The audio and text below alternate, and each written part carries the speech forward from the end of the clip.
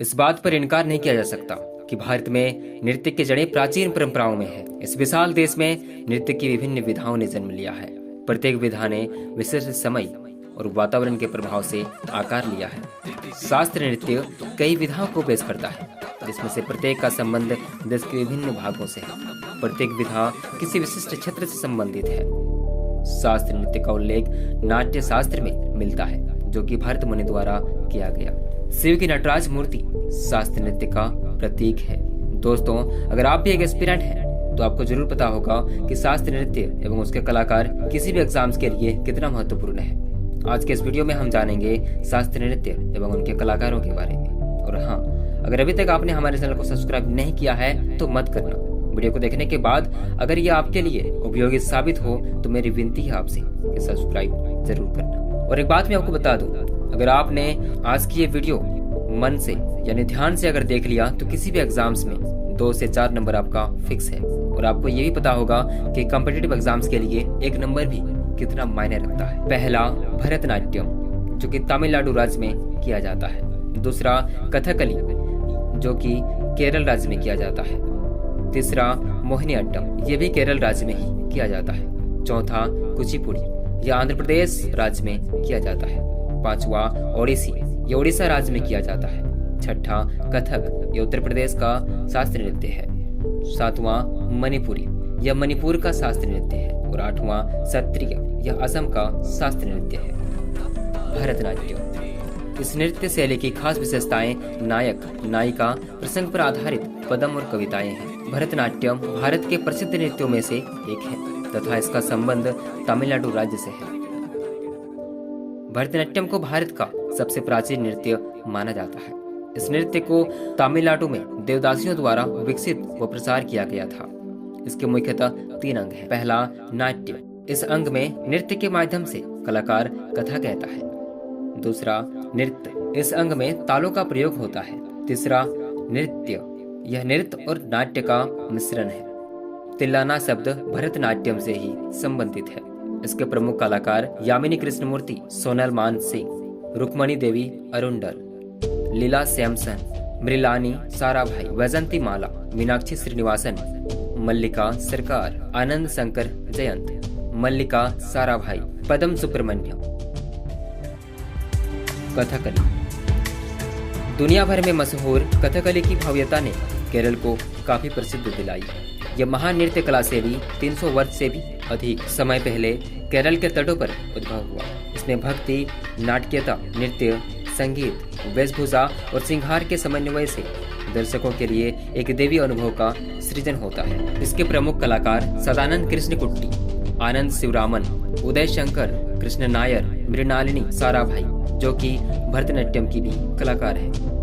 मोहिनीअट्टम, मोहिनीअट्टम भारत के केरल राज्य के 2 शास्त्रीय नृत्य में से एक है, जो काफी लोकप्रिय है। केरल की एक अन्य शास्त्रीय नृत्य कथकली, जो आपने इससे पहले देखा।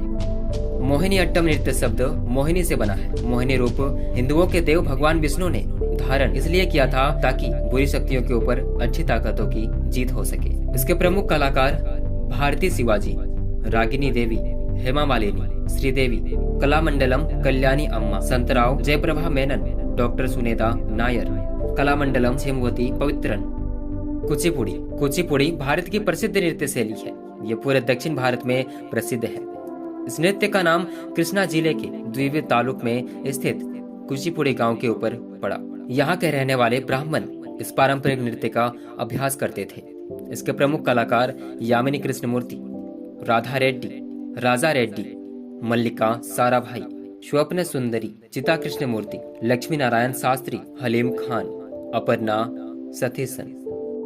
ओडिसी, ओडिसी नृत्य का पुरातात्विक साक्ष्यों के आधार पर सबसे पुराना जीवित नृत्य के रूप में माना जाता है। इसका जन्म मंदिर में नृत्य करने वाली देवदासियों के नृत्य से हुआ था। ओडिसी नृत्य का उल्लेख शिलालेखों में मिलता है। इसे ब्रह्मेश्वर मंदिर के शिलालेखों में दर्शाया गया है। इसके प्रमुख कलाकार केलुचरण महापात्र, माधवी मुदगल, हरे कृष्ण बेहरा, सोनल मान सिंह, किरण सहगल, रानी कर्ण, संयुक्त पाणिग्राही, कालीचरण पटनायक, इंद्रानी रहमान, दुर्गाचरण रणवीर, मोहन महापात्र, सुजाता महापात्र, मीनाती मिश्रा, कुमकुम मोहंती।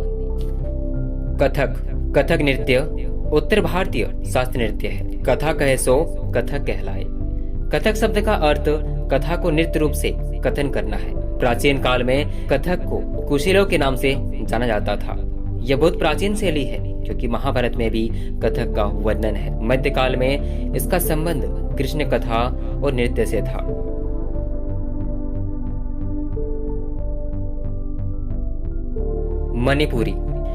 मणिपुरी नृत्य भारत के अन्य नृत्य रूप से भिन्न है। इसमें शरीर धीमी गति से चलता है। सांकेतिक भव्यता और मनमोहक गति से भुजाएं अंगुलियों तक प्रभावित होती है। यह नृत्य रूप 18वीं शताब्दी में वैष्णव संप्रदाय के साथ विकसित हुआ, जो इसके शुरुआती रीति रिवाज और जादुई नृत्य रूपों में से बना। विष्णु पुराण, भागवत पुराण तथा गीत गोविंद की रचनाओं से आई विषय वस्तुएं इसमें प्रमुख रूप से उपयोग की जाती है।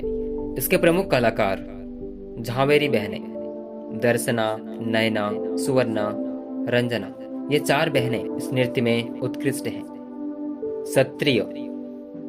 सत्रिय नृत्य 8 मुख्य भारतीय शास्त्रीय नृत्य परंपराओं में से एक है। यह नृत्य असम के शास्त्रीय नृत्य है। वर्ष 2000 में इस नृत्य को भारत के 8 शास्त्रीय नृत्य में सम्मिलित होने का गौरव प्राप्त हुआ। इस नृत्य के संस्थापक महान संत श्रीमंता शंकरदेव हैं।